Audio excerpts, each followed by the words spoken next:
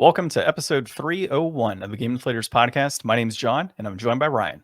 Hey, everybody, here at the Game Deflators Podcast, we like to talk about games we've recently picked up, games we're currently playing, and we show no mercy in this week's Inflation Deflation Challenge. So it's probably the closest you've gotten to the actual game name in a announcement of what we're going to be playing this week. Yeah, I was trying originally to do, like, I thought of a spin on, like, show, don't tell, but then I tried to make it, like, we tell, don't show, no mercy, and it just sounded like too much of a gobbledygook. I didn't know if I could get it out or if anybody would understand what I was trying to go for. I don't know. You've had some pretty crazy stuff on here before, so it's possible. I try to make fun allusions. I think I get it from the Retronauts podcast. I think they do some intros like that. But anyways, this week, thanks for joining us in video and audio if you're watching on YouTube. We have a discussion. We're going to talk about hard games. And then we hear legend that the One Ring may not be alone forever. And finally, we're all taking a look over the burning wreckage that is the launch of Concord. Yeah, that's a lot of good stuff this week. But first, you can find us on the GameDeflators.com. It is down below. You can see that, our currently up-to-date website. You can also find us on social media at Game Deflators, on X at The Game Deflators, on Facebook, Instagram, and Threads. We're also on a podcast app, so you can find us on all the podcast apps, really. Leave us a 5-star, maybe 10 stars, maybe 6 stars review. Leave a comment, like, subscribe, and then find us on YouTube, where you're watching this video now or didn't know we had video, and now we do. I've got a fun new challenge for our listeners I just thought of. How many stars are in Mario 64? Like 120? I think so. So we're going to leave 125-star reviews. The first person to leave 120 stars worth of reviews gets a shout out. Gets a shout out. I think I don't know. I don't have anything material on me right now. I think I've got an Olive Garden gift card. You have skateboards. You got One Piece memorabilia. I see some Gundam. There's a Ho-Oh in the background, or a Lugia. Actually, I think it's both. Yeah. I mean, dude, there's lots of stuff there. Dueling. I got books behind me. Like, nobody wants that. And then we'll cover up this. We'll give somebody a John signed autograph copy of a Stephen King novel off his shelf. Yeah. Yeah. You can see King in red right there. I'm trying to get used to mirror stuff, dude. Right there. I know it's weird backwards trying to like point. Yeah. I could technically switch the video so it's mirror, and then I could point and it's correct, but I don't want to do that. Yeah, we could. All right, let's go into recent pickups. So, I was going to show you on our first take this second, but I will show it first. Got that. Ooh, nice. Yeah, black label copy of Final Fantasy Tactics. So, you can thank Will of PlayStation Ain't Dead podcast. He and I were chatting. I'm surprised you don't have that already. Yeah, so he and I were chatting and showed me his like big Final Fantasy collection of games. I'm like, okay, I have almost all of that. And then the Tactics was just kind of chilling in his collection. I was like, all right, I got to get that now too. So it's running, dude, like a black label's running like $80. Nice. What'd you pay? 50. Okay, that's a good deal then. Yeah, it's deflated. Yeah, right. But you can get like a greatest hits for like 25, 30. But I'm a black label snob, so that's how it goes. And complete in box. You know, if you wanted disc only and just wanted to play it on PS1, you could go disc only theoretically. And then the other thing I got was the Mario Kart 8 Deluxe downloadable content set that came from Nintendo Soup. So I actually got this copy off eBay because it's generally the same price point. And I didn't feel comfortable putting credit card information to Nintendo Soup. So I think it's like an overseas company, if I recall. So last thing I want to do is throw, credit card info in and all the hacking and stuff that goes on nowadays. It's just, if I can go eBay. Better left aside. Yeah, if I can go eBay, pay through PayPal and stuff, technically, that's definitely a direction I would want to go. So I paid, I think Nintendo Soup has it for like, after shipping, it came out to like $90-something, and I got it on eBay for like $90-something. Nice. So it was pretty much the same, and it got here faster than I think it would have come through Nintendo Soup. They currently are on like back order with their games. Okay.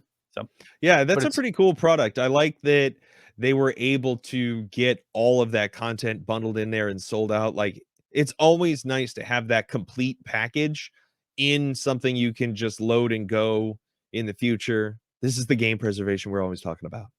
Yeah, like anything that's like Game of the Year editions, anytime I can get all the content on a disc, on a cart, like that's the direction I would want to go. So kudos to Barry, a premium edition for that one. He reminded me actually that was a thing. And so I popped it into a system, all the DLCs on there, all 48 additional tracks, all 8 extra drivers that you have is all loaded in already. There was no download required. It just booted right up. I made sure to like not update the game first when it went in just to make sure. Check the cart on the back. It's like 002 is the number you want for that particular cart. Otherwise, you don't have it, right? So if you order it and it comes in as like 001, you got the wrong cart, essentially. As far as I know, that's the case. So yeah, I'm pretty stoked about it. And the fact that everything's on the cart is great. So that's the way to go with that one. And then as far as, yeah, go on. Sorry. Thinking about those two pickups you had combined makes me think about like, I wonder what kind of crazy edition we're going to get for the like full Final Fantasy VII remake package a few years down the road, where it's got like all 3 games, all the DLC, everything. That's going to be a monster. Like, yeah, they get how many discs is that going to be? Well, I mean, it'd be 3, right? Because there's only two games, 2 discs so far. Well, yeah, but like, who knows? Like, are they really going to do just like a third? Or are they going to do like a 3.5 or something? Like, there's all kinds of room for them to be stupid with it. Yeah, it's true. I think they announced that it was the last one coming out, right? Like whatever they release next is the final disc. Yeah, maybe. But then they'll be like a year later, oh, we made Final Fantasy Advent Children a playable game now. It'll be like, and it's releasing in episodes. The cloud version where you just play him in a wheelchair during that whole arc. Yeah, so the reason I haven't picked up like the PS5 version right now, considering it's like $80-$90 for a PS5 version of Final Fantasy VII, the whole remake, is exactly for that reason, right? Because I do anticipate when the third one comes out, some sort of dual pack where they bundle it together, have some special edition thing. I'll just buy it at that point, you know. That's kind of what I'm looking at. I have a PS4 version of Final Fantasy VII. My wife will end up playing that, but you know, I want to play it on PS5 and I want to have all 3. So that's the direction I'm going to go. I don't want to just play a little bit here, a little bit there, you know, wait a couple of years for the next one. Not all about that. So that's kind of the direction I'm going with that. Currently playing. I was like, what's next? So started streaming Gollum again last night. We got about another 40 minutes in on Gollum. Dude, that game is so janky. So if you watch our stream on that, we're like trying to run into like a cart, basically, or like a lift. And we have Gollum, he's like running in place and he just won't move forward into the cart. And you have to jump and he jumps in. It's so bad. There was a couple situations where I was trying to like go into, or like there's this meat river or river of blood that you're supposed to be doing in, you know, in where you're at. And I tried to, you know, jump onto like this little ledge and he just kept glitching like side by side. Like it just went into different areas. I'm like, okay, I'm kind of halfway in the river, halfway not. Let me go ahead and pull him back up and then try and jump again. It's the weirdest thing, dude. I mean, what it kind of amounts to from what I'm seeing is the first part of a game, pretty decent overall in terms of overall quality, gameplay, no glitches. As I'm getting deeper into the game, it's getting worse and worse. It's like, did they just say, okay, this sucks. Like, this is a terrible game. We're going to slack off on like half of this moving forward. I got no idea, but we're on chapter 4 out of 10. So far. Oh man. So you haven't even gotten to the part at the end where it's all just wireframe and they didn't finish the graphics. Is that really a thing? No, I'm just kidding. Okay. I was based on what you were saying, that sounds like the direction it's going. I mean, dude, I wouldn't put it past them to have like a half finished product. I mean, it pretty much is a half finished product at this point. So yeah, beyond that, I've been playing Absolov, End of Gods on the PS5 as well. So I've been streaming that and I'm at the end of that game. So I've got about maybe 45 minutes to an hour left of gameplay. I'm at the first part of like the final boss in the game. And well, I kind of screwed up. So you have this like arm piece that is charged with like energy from essentially Thor's hammer, I guess. And so I had enough charges to kind of support me in this final boss. And then for whatever reason, I used them and then saved and then collected enough like extra charges for like 1 blast attack versus 2 blast attacks. and I have no way of like recharging my item. So I'm in like this, I have to pretty much get it perfect. And it's a situation where you have to use like the Eye of Odin to light up these two balls and then put them on these like devices that then creates like a vortex for you. Like that's what you're supposed to do. Well, you also have this spirit that's chasing you the entire time. And so if he catches you, you have one attack that you can use, and that's it. Right? For me right now. I had two. I only got one now. So the idea is you're supposed to light both of them up, which takes a pause, which means the spirit can catch up with you. And then after that, you have to drag them to these sections, which is, I would equate the pace of which being Randy Marsh carrying his balls in a wheelbarrow. That's how slow it is as you're walking. At least initial Randy Marsh. Later on, he's bouncing on it and everything else, right? So that's kind of what I'm dealing with, is trying to figure out this part without dying so I can progress. So I was like streaming last night. I'm like, oh my God, like this is probably my 5th, 6th go around. I'm just going to quit here and then I will pick it up again later. So that's, look up some tips. No, I know what I need to do. It's just more so like execution. You got to use the eye. Yeah, you just got to use the Eye of Odin on one section, run around so you got enough distance, use it again, run around so you have enough distance, carry the ball over, and so on. Like that's the general idea of what you have to do. It's not going to be fun. It's just going to be tedious. Yeah, and it's going to take a few attempts, I'm feeling. That's kind of, once you kind of get it down to what it needs to be, like that general pattern, it should be okay. Well, but get ready for that intense gameplay coming to you on the YouTube channel soon.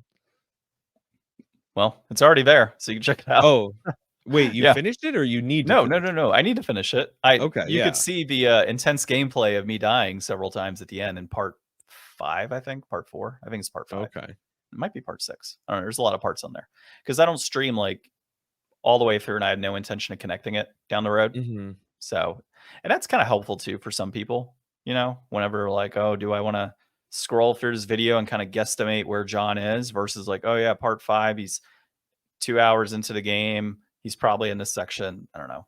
And it helps with views, I guess, because you got more videos, more video uploads. Getting it done. Yeah. All right. What do you got? Moving on this week. I think I mentioned last week, I ordered a new Playdate cover. The pizza cover. I don't know. This camera sucks. I'm working on getting a better camera setup going on, but it is the same adorable Playdate we all know and love, but in a sweet little pizza box. I dig that.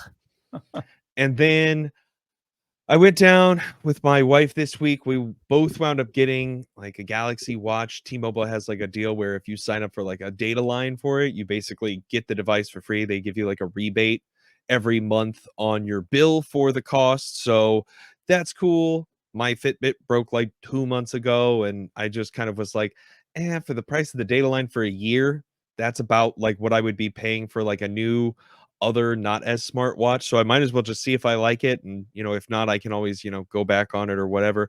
But it's really cool. I like it. I got this cool watch face that you're probably not going to be able to make out here at all, but it's called Step Quest, and it's like a cute little, you've got like a character that as you progress through steps, like they level up and they're fighting like different monsters, and as you make progress through the day, they like defeat those different monsters.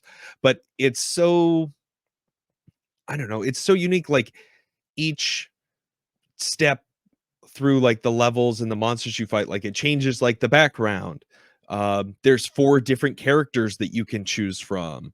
You can change like a lot of the customization on the watch faces to let you change out like the complication on it, adding like an extra reading of something of your choice.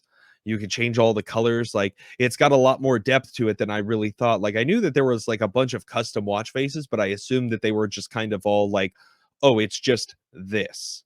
I didn't know that through that you could actually fiddle around and tinker with it more yourself. So I find that to be really interesting and cool. I've been messing around with that a lot. Haven't really had a lot of time playing games. I just kind of went back to work this week for the first time in a while. So getting kind of back into the regular swing of things. I am in a position. I was sitting down the other day, actually. I brought up the Backbone controller, and I was like, you know what? I bet I could play Bug Fables on my phone, and I can, but I don't think I can play the Xbox on my phone and stream it simultaneously. I think that that's too much.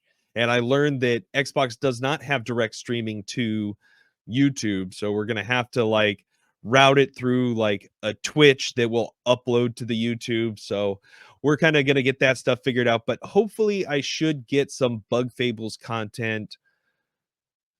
I don't know. We know me. Let's say by the end of September.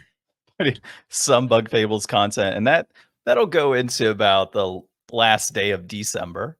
Yeah. I mean, it's a New Year's resolution, John. I gotta finish it for New Year's. Like, what better time to celebrate New Year's than the day before? You you actually have a fun game. I mean, Alundra wasn't terrible, but I mean, it wasn't the Yeah. best. No, So, I know. It's just like, honestly, I haven't sat down and just like played something on my Xbox in a while. I've had so much stuff going on, and I've been kind of just distracted doing all kinds of other things besides gaming for probably the better part of like 2 months now.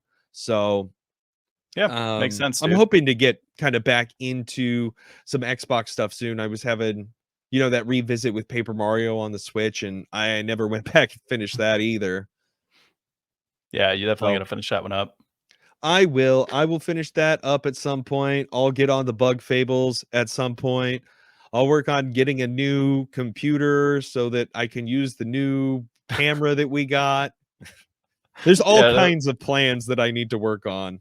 that was funny. Last recording, you like froze multiple times, and even in Yeah. this one, you're like, "Oh, here's my watch." It's just a watch on screen for 5 minutes. Yeah. So So it's all we're good, dude. working through the, new rebrand of everything with the Game Deflators. So we appreciate all your patronage, and that's what I've been up to this week. Yeah, that website, dude. I'm happy with it. It looks so good. You've done an amazing job. I'm actually pretty surprised and pat myself on the back on that one. And it's funny is this mirror thing again. I'm like, wait a second, that's not the right shoulder, but it is.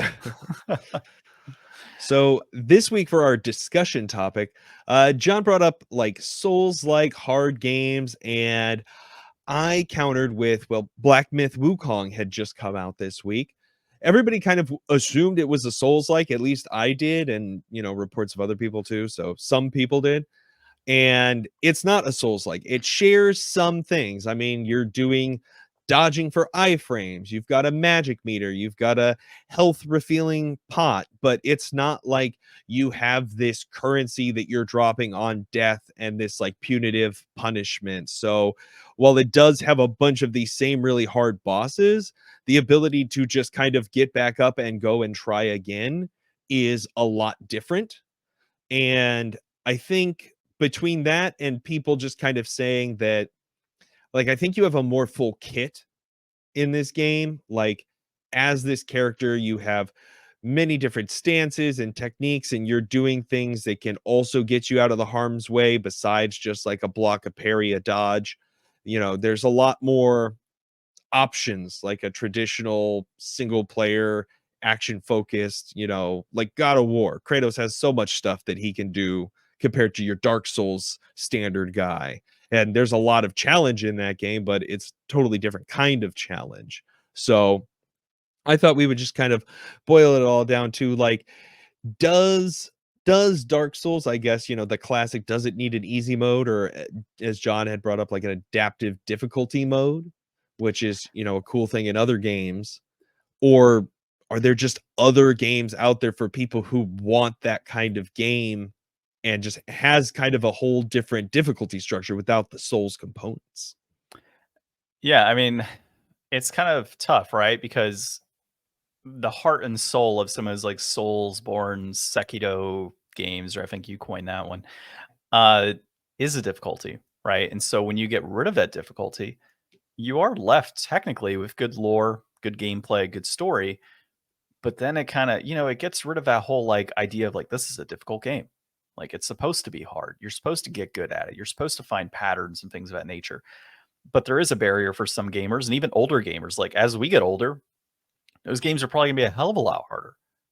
just with the reflexes not being as solid as they were in our 20s. So I do kind of like the idea of maybe not like adaptive difficulty where it like auto sets based on like how you're performing, but the ability to say like, let's just say it's Dark Souls level, and then you have hard and very hard.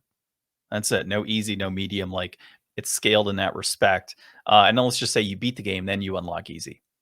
That would be kind of cool, right? Because then you can kind of breeze through it no problem on an easy setting and just kind of continue to level up and enjoy yourself. But I don't know, man. Like I'm kind of torn on that one because I understand the heart and soul of those games, and then like if you take away a difficulty, you do rip that away, right? But I do like the idea of there being some sort of entry to that type of gameplay, and it's not to say there aren't other games out there that are similar in nature and are easier. Like you said, Wukong, I've heard the first boss is pretty brutal, but if it's not as difficult as some of these other games that have come out, then that is like an entry level type of game. But you're going to have people like, hey, I really want to play Sekiro. I really want to play Bloodborne and Dark Souls and Elden Ring and all of that. And if it's super difficult, not something I can like really dive into and have a good time, then I'm not going to play it. So I think you might also, with those companies, open up to like other gamers that typically wouldn't be receptive to your game because of its difficulty settings would, theoretically be open to playing them now, or Well, more and likely to talk about it too. yeah, I think the biggest part of this whole difficulty situation is that most of it is just kind of like online BS hype from like very core players that are probably gatekeeping to some degree. And also, I mean, some people are very, very good at those games, and I do consider those games to be very hard.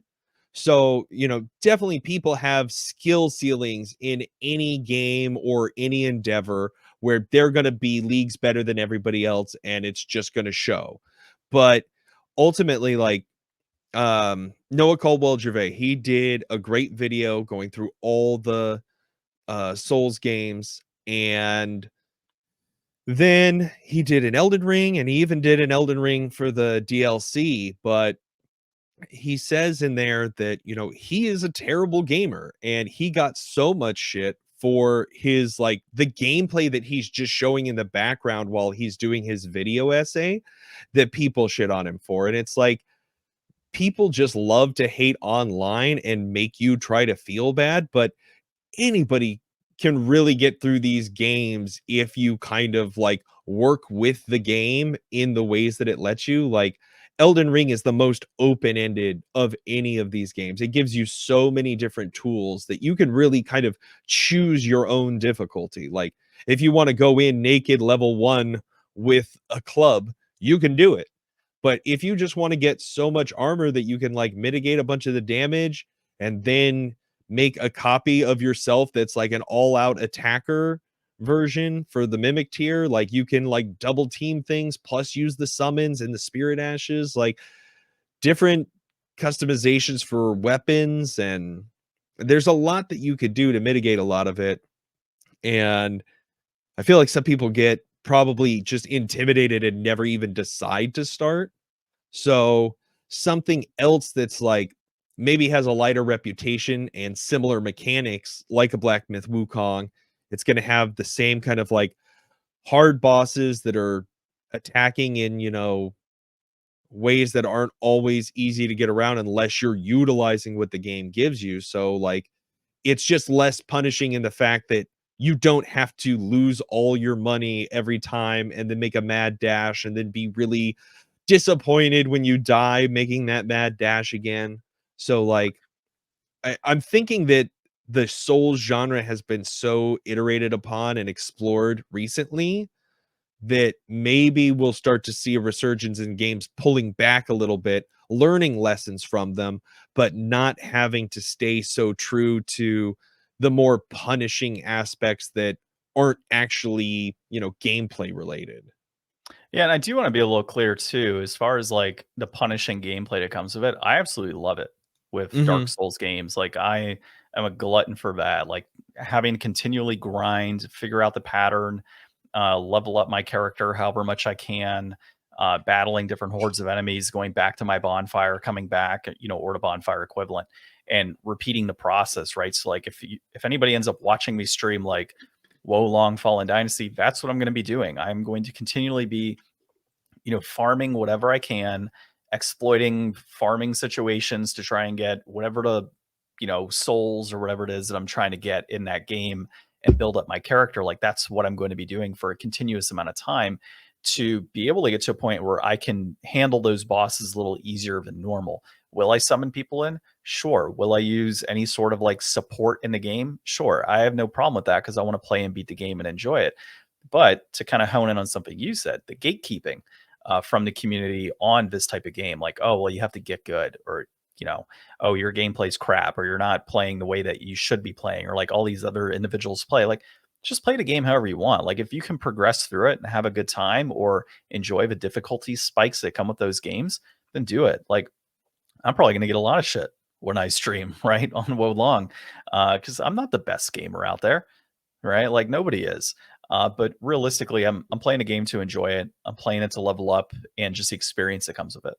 So, yeah, there's a lot to like on those games. So hopefully, even if there's no adaptive difficulty or an easy button or anything along those lines of those games, hopefully, people do become a little more receptive to them. Look into things like tips. You had mentioned tips on Absolov, right? Like there's plenty of resources out there to better understand a game and get better.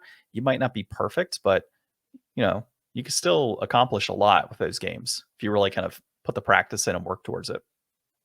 Yeah, and there's so many videos and guides and probably communities of people that are actually helpful out there as well. So, don't let the haters online get you down. If this is something you want to check out, try to find, a more positive take on it and go at it from that approach. I forget the name. There's a YouTuber that when I was playing Sekiro, there's a couple bosses I was stuck on. I'm like, man, like there's got to be an easier way to manage this pattern. And this guy's hilarious. Like he basically cheeses as many bosses as he can in Sekiro. So I tried to not cheese a whole ton when I played, but there were certain situations where I'm like, okay, I just want to get past this boss. I've gone against him 40 times now. I just need to move forward, right? Like I'm done. And yeah, it was kind of interesting watching this one dude like just kind of walk through and tell you, okay, he's gonna have this move. This is what's gonna happen next. You want to kind of parry in this location, or you want to run around to this corner, or in a cheesing situation, like if you perch yourself on this area and just continually hit him with with one attack, it'll work. And it's like, oh, okay. So there's resources if you want to make your way through those games and, tell your friends you beat it. Yeah, dude, there's nothing better than like cheesing a game. Like one of the times I always remember that for me is like in Crash, trying to do like the bridge levels and like running on the ropes of the bridge instead of trying to actually do the platforming because it was just That's way harder in too my opinion. ridiculous. Yeah, that one is actually that's harder in my opinion to do that because like you have to perfectly balance on that rope. I've been able to get through on in both ways through the rope or just standard, go through it. And yeah, that's it's pretty difficult level that one. And yeah, that's a thing with a lot of those like Souls games too. They're very rules oriented. So like if you see a guy and you think you can hit that guy, you can definitely hit that guy, whether he can get to you or not. Like there's Yeah, no playing around in that. So there's a lot of situations where like you just need like a bow and some poison and you know, you could make some quick work of something that was really hurting you for a while. yeah. Last thing before I move on, I remember in Sekiro, there's one exploit. It's probably patched already, but it's towards the tail end of the game. There's like this giant fire demon, and you're able to like run around, somehow jump on a building, and then jump from that building to a ledge, and then from that ledge onto another building where, well, there's like a giant canyon on the edge, and so the fire demon can't reach you. And as it's trying to attack you, it just falls and dies.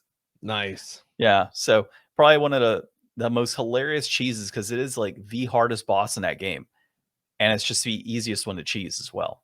Once you kind of figure out like, okay, like pinpoint precision on getting from one ledge to the next. So always a good time with that one. Okay, so looking at my screen here in notes, a Magic the Gathering head designer has confirmed that the One Ring reprints are possible. This comes to us from Joshua Robertson at The Gamer. So for Magic fans out there, if you're playing in or not platforms, let's messing that up. If you're playing in certain types of games where like Legacy and Modern and all of that, and you're dealing with Orcish Bowmasters and the One Ring, you're probably pulling your hair, wishing they would ban the card. Well, not to your favor. They are talking about potentially reprints that will come down the road for this. Kind of in your favor in that those cards will be cheaper. There are a few things to get around that though. Or that they need to get around, and that is the licensing of Lord of the Rings. So, as far as I recall, Wizards no longer has the licensing rights for those cards. So it's not like you're going to get another Universes Beyond Lord of the Rings set down the road anytime soon. But what they're talking about here is taking like the One Ring, and you could theoretically still call it like, I don't know, the singular ring, for example, and it has all of the same effects that the One Ring currently has. Orcish Bowmasters could be Elvish Bowmasters, and maybe it's Black Elves or Black Green Elves, and they do the exact same thing, and that's effectively a reprint of that card. This is kind of similar to like they're ruling on the reserve list and something that they normally would not do. So, for example, Black Lotus, it's on the reserve list, can't be reprinted, and you can't put out anything that's like, triple Lotus or something, and it does the exact same thing, right? Like that's a big no-no as far as their reserve list is concerned. These two cards are not on their reserve list, which means reprints could be coming and likely will be coming. Wizards and Hasbro, they like to print money. Well, what better way to print money than make cards that are high priced and get your hands on them? That and a ton of other sets. So that's really what my article is today, Ryan. I don't know if you have any comments on that. Yeah, so it's so funny. I was actually just talking to my buddy Zach about this same basic premise yesterday. We were just talking about like how robust the second market is for Magic. And a lot of people, if you're pretty casual with Magic, you might not even be tapped into all of that. I mean, we were talking yesterday, like, I don't think I bought any single cards online for probably like the first 3 or 4 years that I even knew about Magic. And then I don't think I drafted for like probably the first like 10 years that I knew about Magic. So there's like sometimes when you're deep into it, or, now that things are a little bit more connected, online is, a much more robust thing. And we have like online play for Magic. So a lot of people get exposed to different formats and aspects of it a lot earlier than maybe back in our old times. So we're like looking at all of these cards that are, expensive or must-haves. We were kind of talking in the sense of like Commander. Like if you want to make a Commander deck, like you've got 99 in a Commander, and a bunch of those 99 are going to be the same in almost every Commander deck, depending on what you're going for or what colors you have. But like there's a lot of staples in there, and reprints help. Anytime you get reprints of staple cards, that's going to bring down those secondhand prices. But then you also have people who do things like Universes Beyond or the Secret Lair cards, more direct from Wizards kind of products. And Wizards kind of has a weird, do acknowledge the secondhand market. Like they're not really trying to look out for everybody, but there is the reserve list, and there is, a group of people that like they sit down and they play Magic, and they want to play Magic. They don't want to be up against Carl from The Walking Dead, Chun-Li, a Fallout guy, Aragorn. I mean, Aragorn fits in because, that's a lot closer to traditional Magic, but taking some of these, non-Magic property type cards and then reprinting them as things that, more people can get a hold of again, or lowers the barrier to entry, is really good. So I'm hoping that, they make the 2 ring or something and get these other cards out there for anybody that wants them, and just bring it all down. Like, I know you've got a huge investment in Magic, but like it's just better for everybody the lower the barrier to entry is for good play. Yeah, my thing right now is picking up reserve list cards whenever I can. I'm willing to drop a little bit on that just so I've got those higher end cards that aren't going to get reprinted and can be used for commander formats and legacy formats, and I guess some modern formats if they're on the reserve list. So yeah, it's direction I'll generally go. Hey, before we move, we don't have to talk about this on the episode, but did you want to bring up anything on the campaign that we started a couple weeks ago? Oh, I know I'm yeah. throwing you on So the spot, but we hadn't talked about it yet, and it's tied in with, you know, this world, I guess, in a sense. so D&D, Magic, Hasbro, Wizards, it's all one thing. yeah, I guess we could throw that in as something I've been currently playing just a little bit late here. So yeah, I started running a short D&D campaign for all of our people. It's been a while since I've been in the DM seat. This was like it's set in my own world, and it's a short, like maybe 9 to 11 session little campaign arc that I came up with a few years ago. Just never really tinkered out the details or had a group ready to run it for. So we're going to be going through that. It is Lost in the Twin Tales. The party is in this little town in the inner kingdom of my world, and this little town, I had the whole idea for it. I was just like, a town where everybody has a dog. Like, that sounds like a cool fantasy town I would like to go to. So I've got this whole town of like working people that all have, a dog companion that helps them out with their things. The blacksmith dogs handing them like the tools and stuff, and dog out like carrying like a mail bag, all kinds of stuff. It's a fun world. So we're going through that. They are looking for a lost son of a noble who thinks that he's ready to go out adventuring. They've come across a young girl who was being chased by some bandits and ruffians from the town. They made very quick work of them because I let everybody be level 7. And, just some thugs from a small town aren't going to stand up to them. So then they go and they have gone to the Wizard's Tower because every good adventurer goes to the local wizard to find adventure. So that's where their leads are going. And then we're going to pick up session 2 tomorrow. I think Thomas will be joining us. And Today.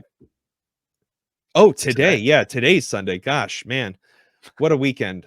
I haven't had a weekend in a while, so the timing on it, I'm getting used to it again. Now, when you hear this episode, it'll have been yesterday that this happened. It will have been yesterday. That's how time works. Yeah. In one direction, as far as we know. I'm enjoying it because I'm having to play this different than I play most of my stuff. Like, most of the campaigns I've ever played in have been OP characters because I had really good dice rolls. This is probably the first campaign where I've had absolutely garbage rolls the entire way through. And so it's forcing me into more role play, which I'm not generally comfortable with, but not that I'm not comfortable with it. I just don't do it. And then I also have a lot of shenanigans that I like to be involved in. So I'm playing a goblin bard of the College, I think, of Eloquence, if I recall. So he has like super high intelligence. It's stupid. So basically, my character is trying to make everybody his friend. Tell them the name. Oh God, what was his name? I forgot. Saxpants. Saxpants. Yeah. Well, that's because it was initially Sexpants, and I was like, well, he plays a saxophone, so Saxpants. What was my first name? I don't know. It's on my tablet. Borgden Saxpants, I think. I don't remember. Something like that. But one of our party members hates goblins, and so I had to. I used a hypnotic pattern on everything when I came out of nowhere. She was one of them. And then I was able to play my saxophone and enchant her. And then after she failed her role, basically became my friend. And I inserted myself into what's that? Borkle Saxpants. Borkle Saxpants, yeah. And the sale's close to Borkle. And I was able to insert myself in the campaign and force myself in as a friend. And while this individual hates me in a campaign because she hates goblins, everybody else is totally cool with me. At least my character thinks so. And yeah, so it's pretty fun so far, Ryan. Definitely enjoying it. And then we'll get back into Strixhaven once we finish up this campaign, which we talked Strixhaven a while back in prior episodes. So we'll kick that back off. I don't know, 9, 11, 12 weeks, whatever it comes out to. So, yeah, good stuff. Well, let's go into your article that you had this week. So this week, PlayStation's Concord did not break 700 players on Steam on launch day. This is by Paul Tassi at Forbes. This is the biggest black eye. I mean, this is below Redfall. This is below Gollum. This is the lowest of the low. And I can't help feel bad for Firewalk Studios. They are a brand new studio. This is their debut game. They're made up of, a good amount of people that have worked in this industry for a long time. And Sony purchased this studio based on what they saw with Concord's development. They just outright were like, we like what you're doing here. We only see dollar signs and think that the future is totally going to work out if we roll out 12 live service games over the next, 8 to 10 years. Why don't you guys keep working on this?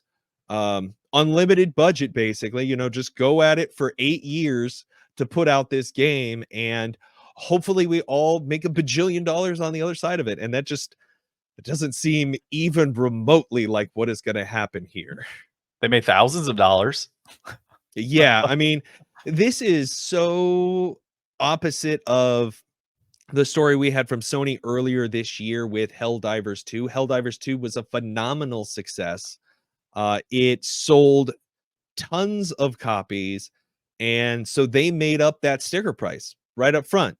Here's how much the game is selling for. We sold this many millions of copies. We are good. We have a whole lineup of reasonable cosmetic transactions and battle pass stuff. I still haven't been able to play, so I'm not exactly sure on the pricing of Helldivers stuff and how it works. But this game was not going to have any of that stuff. It was supposed to be like a free update path, $40 game, from what I understand. And it seems like at this point, nobody wants to pay that $40. I mean, they had like 2,300 players, I think, was the report during the pre-release beta that was free. So these numbers reflect a huge downturn from even just that. Like, if you're showing $40 up front for a game in a suffocated market at this point, with just really, people say it has really good bones. People say that this game feels good to play. It's not a bad game. It's just that it looks like knockoff Guardians of the Galaxy, and nobody is down for that right now. So it's kind of a real shame in all directions that it's not a bad game. It's just a game nobody wants. Yeah. You and I, when we first saw the video footage of that game, you kind of said the same thing, right? Knockoff Guardians of the Galaxy. I thought it looked pretty cool for the most part, but it's like you said, saturated market. There's so many live service games out there, so many shooter type games for the most part. Where does it fit at the end of the day? And when you're throwing it on Steam, where there's even more games available, that aren't available on PlayStation, I am questioning, like, what does the player base look like on PlayStation? By comparison, it might be. I would assume it's better. It's got to be That's what better. people are saying. But like, even if it's 10 times better, that's It's abysmal. still not. Yeah, exactly. It's still not good at all. So one of the things noted here is, like, does Sony just kind of decide, hey, get rid of the $40 tag? It's free to play. Get more people in there, and then start doing cosmetics, which might be the way to go. But then you're going to piss off a lot of people that bought it at $40. So you kind of have to compensate them and say, here's $40 in credit towards, X things that you can buy in a game. The way this game works, I've seen, some people talk about it. It's really dumb. You have like the character. So we'll talk about like this big yellow vacuum cleaner robot guy. So it's like you've got that big yellow vacuum cleaner robot guy, but then you have multiple copies of him. So they have like slightly different abilities or something that you can choose, or you can like customize them with like an outfit, but only for that copy. Huh. So like if you want the other one to have a cosmetic or something, you would have to get one for that one too, I think is how it works. And then additionally, the way this game works is that if you're in like a series of matches that make up a game, if you win with a character, you can't play that character in subsequent matches. So there's almost no reason to like have a main character to get excited about and want to purchase cool cosmetics for, because you're penalized for being good with that character in a way. I wonder if So this is going to turn into like the No Man's Sky of live service games or something, no, where this is gonna turn into the game I can't even think of because we all forgot what it was called of this game. no, I mean, in the sense of like, if they make it free to play and then there's significant improvements in terms of gameplay style and, they do what they need to do and effectively do what I would call like a relaunch of it, even though it's already a market, like just put more money or whatever But towards for the who? advertising. That's the thing. Like as of right now, it's Nobody crap. wants it. No, as is, nobody wants it. Maybe And if they've it's free. paid 8 years of development already. Like, they'll Yeah, be lucky if they get 6 months. I'm guessing they'll be lucky if they get 6 months out of this game. Maybe a yeah, year. that has gotta suck if you're Sony, putting that money towards a studio thinking you know, hit you know, hit it off of like this fantastic game and then nobody wants to play it. It does make me question. I know that companies do focus groups, you know, for things, but like, did they go to a focus group on a game like this? Like, Who probably knows? not. And like, how big was that focus group? Like, if you're in beta or alpha testing on Steam and you're only hitting 2,400 players max, and there's other games that are far less development time. We think games like Power World, for example, right? Or other games that are hitting like millions of players or hundreds of thousands of players. If you're only hitting like 2,400, you probably got to look at that and say, hey, something's wrong here. Maybe we need to get some like, you know, some reviews in, or maybe we need to talk to gamers and really figure out like what's happening here and make this game even better. And if it takes us another 6 months or a year to kind of hone in on those issues and improve the gameplay and make it to a point where like people are really going to enjoy this, let's do it. But I just feel like Sony And just kind that's of the figured thing. it's The live gameplay service. here is good. Yeah, Nobody's knocking the gameplay. The problem is just the core conceit. Nobody wants another hero shooter, and most hero shooters are free to play. So well, and that could why have been in pay? a focus group, right? Like, would you Yeah, pay $40 for this? Most people say no. There's already hero shooters. I don't want to play this. Would you play it if it was free and there were cosmetics? You might have had the vast majority say yes. So, did they do a focus group? Probably not. probably. I mean, they probably did, but it probably just shaved off all the edges of what was already there. Like, usually that just kind of streamlines something. It doesn't usually make a lot of giant like core changes. Yeah. I mean, depending, Yeah. I really don't know, but like in this instance, like I think that the trend chasing just this is so much more evidence that it doesn't work anymore and the development cycles are way too long. Like back in the day, you could do, a 2 or 3 year later follow-up to something phenomenal that just came out and kind of be on the coattails of that, because that first initial success game might be coming out with a sequel soon. So you might be like in parallel with that. But nowadays, if something good comes out and it's going to take you 8 years to make a bad copy of it, we're not going to be in the same world 8 years later. Yeah. Nobody's going to be like in that wheelhouse anymore. Trends change and, but to the point we were making earlier, like if a focus group came in during the early stages of development with the studio, maybe they did say, yeah, we want this 8 years ago. Yeah, Right. And exactly. then, okay, well, we're going to push it forward. But you probably want continual reviews, right, of consumers as things progress. Okay, we hit like this milestone. Let's get a group together and see where do things stand as it is right now. Is it still the trend, right? Like, do we need to make adjustments during this period of development, and then maybe kind of progress the game along with the thoughts of those people that are going to be buying it? I'm not in game development. I'm not in video game marketing, but there's got to be something to kind of help with these long-term, development cycles to make sure that when a game is going into market, that it's still gonna, be popular. Yeah. So, And and you'd then think with the you've millions of dollars they have at Sony or billions of dollars that they would have figured this out, but apparently not. And I mean, really at the end of the day, it's a write-off for Sony, right?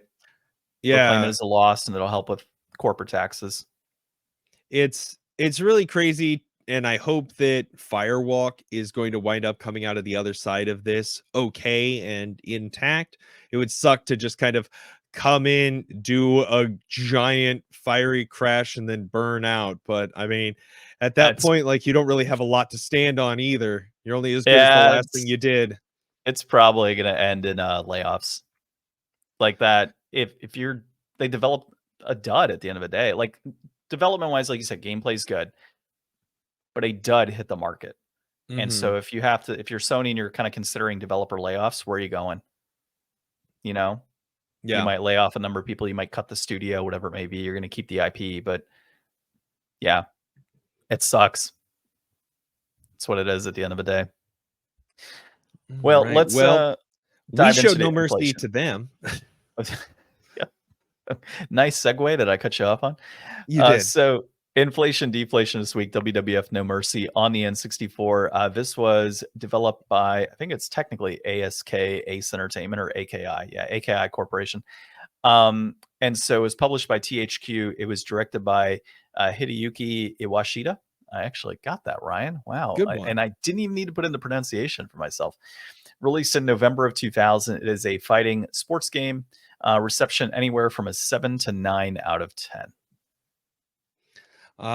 We have here is another wrestling game with lots of modes and options for customizations. This is, I don't know, man. I've not been a wrestling person. We've talked about this on the last couple of episodes, and I really like this one. I think this was the best one that we'd played so far this month. Is that I safe to say? I personally preferred Rumble Roses. Like, I'm not Really? lying. I really do like the gameplay and wrestling mechanics in Rumble Roses, to the delight of some listeners. But I felt like I was mashing so hard in that yeah, game that, like, my thumbs were sore, but, like, in No Mercy, I felt like I had a lot more control. We were all kind of figuring things out. We did play this 3-player. Our buddy Zach was over playing with us a little bit, and I just had a lot of fun. I don't have a huge affiliation for these characters, but it was cool being able to see, like, people I'm familiar with, like The Rock and, um you played as Undertaker, I think, Undertaker, and I yeah. played as Kane, and I think who did Zach play as? I think he picked one of the, like, custom characters or something, I don't know. No, he picked Albert. That's who he picked. Mm, Yeah. So I forget. That guy went under so many different names when he was wrestling, but a lot of people remembered him as Prince Albert, big guy, lots of piercings, ton of hair, his whatever outfit he would wear. Um, no, you're right. This game, obviously, I mean, there's a lot more familiarity for you because it is more of, well, it is a mainstream game. Many consider this to be one of the best wrestling games ever created back at that period of time. And even today, some still call it one of the greatest wrestling games. I mean, in general, I liked it, right? Like, you're right. There wasn't a ton of button mashing. You have your grapple. You've got different moves you can do if you're C buttons. we could get S outside of the ring. Yeah, well, I mean, you could get outside a ring. A Rumble Rose and the other one too, but this one, it was easier to get outside a ring. There was a lot more of it you could manage. Getting on the turnbuckle was no problem. You could climb on top of the announce table. This game in particular was one of the first games where you could actually fight backstage in wrestling, which was Mm, always kind of cool. There's a number of weapons. As far as I remember, there is blood in this game. The entrances are great because it's like that old school 1999, 2000 Raw's War era, Attitude era, where you were you had the giant jumbotron and stuff, which was nice. Gameplay wise, outside of the buttons, you do have like an attitude um, bar that you kind of increase to get your special moves, and so that's something that builds up with your player as you kind of move forward, or your character. And just movement was pretty fluid for the most part. The one knock I would have, and this is a knock for most N64 games anyways, is it's blocky, right? And I mhm, think when you look at games released on the PS1, wrestling games like SmackDown 1 and 2, and other wrestling games, even on the Dreamcast that came out, obviously on PS2 era, not too far out from that period of time. ECW on the PS1, like they didn't feel as blocky. This one to me felt a lot blockier and at Mhm. times a little sluggish, but it was still very smooth controls. And I enjoyed that. The game also has like championship stories that you can go into, which is nice. Something that some other games didn't have in the past. And I'm trying to think of what else this game had. Of course, character creation. There's a ton of character creation Oh availability. man, so John obviously has just like a cart that he picked up from somewhere at some point. We were like going through the roster and there were like so many pages and so many people that we like didn't recognize or like weird names and was like, who are all of these people? And it's like, oh, this must be like some kid's weekend for all summer or something It's in kind of cool here. when you can do that, right? With old I like games, that. like cart games like that, where it's like, oh, what the heck was this You person never thinking? get that anymore. That's not something that like people are ever really going to experience. Like, I mean, even if you buy like a used console, I mean, all that stuff's tied to your like ID and stuff. So, I mean, Yes. I know people sell like a PT installed like PS4 and stuff, but I gotta assume you have to sell your PSN account with that. No, no. You would have downloaded the game onto your console. So basically, what you can do is log out essentially and remove the data that's tied to like your PSN account, and then sell the individual, your PlayStation. Same with PS3. Like realistically, if I wanted to sell my PS3, I've got a ton of downloaded games on there. I would just take my PSN account off of that, whatever other data I don't want to be present, and then just send that, ship that off and say, hey, PlayStation 3, 30, 40 downloaded games are on here, whatever. It's not that many, I promise. It doesn't need to But like call to the server to well, I mean, yeah, initiate but those. it's downloaded onto the system. You don't one like if you deleted it, then yeah, it's gone forever. But once it's installed on that system, you're good to go. Okay. You can go on OfferUp and you'll see games all the time where it's like, oh yeah, X games available digitally. Same with like the Wii U and Wii console, things like that. Okay. Um, but yeah, so the game does have a lot of customization as far as that's concerned. It was released after No Mercy, that pay per view in particular. This game, though, it's one of those random, like Turok has like the alternate version that was shipped out. So this game as well, there was some sort of bug in the system where your data could be deleted at like any time, apparently. And so if you called in and said, hey, my game is X version, like one of the first versions, they would send you a new version of that game. And so Hmm. there is a rare version of this game. I want to say it's like $150 last I checked, for this title, for that particular like debugged version. That's always interesting, I think, when there's like slightly different versions of like releases of games. Yeah, I'm gonna double check on that one. Da, da, da, da, da, da, The da. one that I always think of is, and I probably brought this up at least a couple times, because I watched a speedrun video about it, but there's like two versions of Wii Sports. And like the initial original like launch version for like the first couple months didn't have this like intro sequence in the baseball game. So if you're really trying to be like speed run world record for Wii Sports, you need that copy so that you save like the 2 seconds or whatever. Yeah, makes sense. Oh, and then another thing on here, the second European version also removed visible blood. Okay. So So they that's kind made of, like an edited version as well, or yeah, censored version. well, in Europe, yeah, and then the glitch itself, yeah, there was a recall, and you could send your game in. Yeah, but So this is a really well-reviewed game. People really like this. I had a bunch of fun with it. Breaking it down to brass tacks, we've got a complete in-box copy. Will run you $59.99. That peaked at $90 back in November of 2021. It's trending down currently. A loose copy will run you $24.49. That peaked up at $43.17 back in June of 2021. It is also trending down. I do have to say, um, wrestling box covers, pretty good. Pretty good. I mean, they know what their audience is. You know, you've got The Rock looking all rocky there in the middle of the box. I love an N64 box anyways, so I'm going to give this one some bonus points for that. Yeah, this one's definitely better than like the WCW 2000 cover. That was a really weird one that came out. Attitude was WWF Attitude had a pretty good cover too. But one thing I'm going to mention with this game, because it's going to tie into next week's game that we're playing. We're going to be playing AEW Fight Forever. And that game is, in a sense, almost a spiritual successor to this game, even though it's a different wrestling company, different period of time. Uh, you'll see a lot of like common themes in how that game was developed. And it's actually by THQ Nordic, I want to say, that other game. So a lot of the same types of things that are in that game, like backstage fights and the special meter and the controls and how things go about, like the arcadey style, is coming from this game that we're talking about today. So we'll go more into that in our next week's episode. But as far as like inflated or deflated here, considering this is one of the better wrestling games of all time, you know, I would say it looks like loose is 29.49 is what you got marked here. I would say that that is probably about right for this game. I mean, it's on N64. You're going to have pretty high prices to begin with. There are other wrestling games on the console that are far cheaper. Like you can get WCW NWO, and it's like less than $10. Not to the same quality as this, right? The ECW game, while You I get do what you pay enjoy for. well, I do enjoy a good ECW game. It's not No Mercy, right? Even though there's a lot of cool things in that game.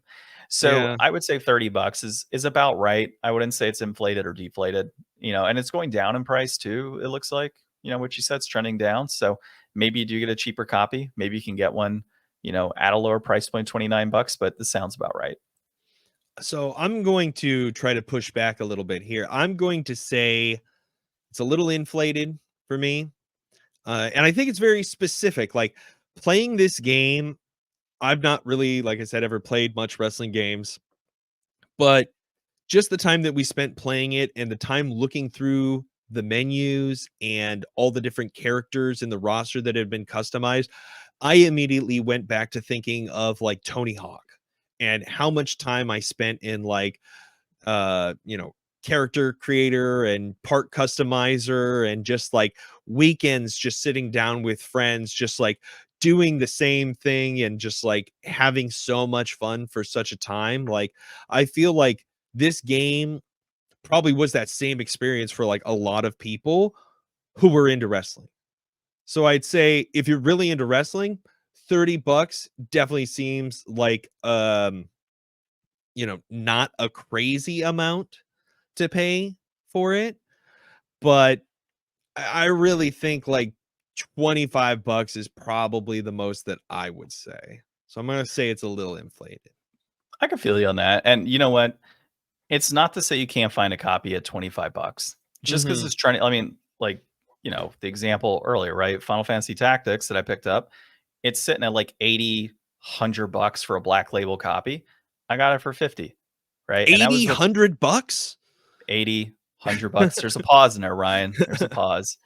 Um, trying to get me on this. You try to get me on on the actual outline of random names and misspellings. You try to get me here. No, 80, $100. There's a pause. Very clear. But you get the point, right? Like I got that for $30 less than the lowest high price that was out there. So Mhm. it's very possible to find this game at 20, $25, maybe even 15 if you get a gnarly looking copy of a missing label. So One that has that's experienced No Mercy? probably, yeah, it's probably been thrown against the wall. There's a lot of good things. We didn't get into like the full depth of this game. I think if you spent a little more, you might be like, oh yeah, $30 might actually be good. You have the Royal Rumble setting and things of that nature that are on the game too. So I think you would have got a little more enjoyment if we spent more time on this. But I Yeah. can see your point too. I can definitely see it.